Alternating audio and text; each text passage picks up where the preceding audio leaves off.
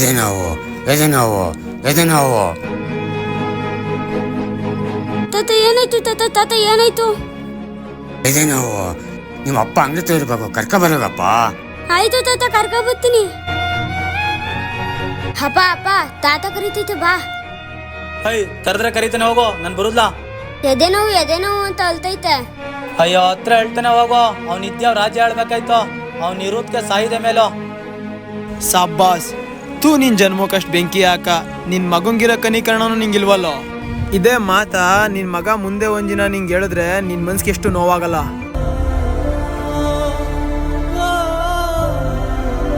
ಅಪ್ಪ ಅಪ್ಪ ಬಪ್ಪ ಹಾಸ್ಪಿಟ್ಲಿಗೆ ಹೋಗುಮ್ಮ ಬಪ್ಪ.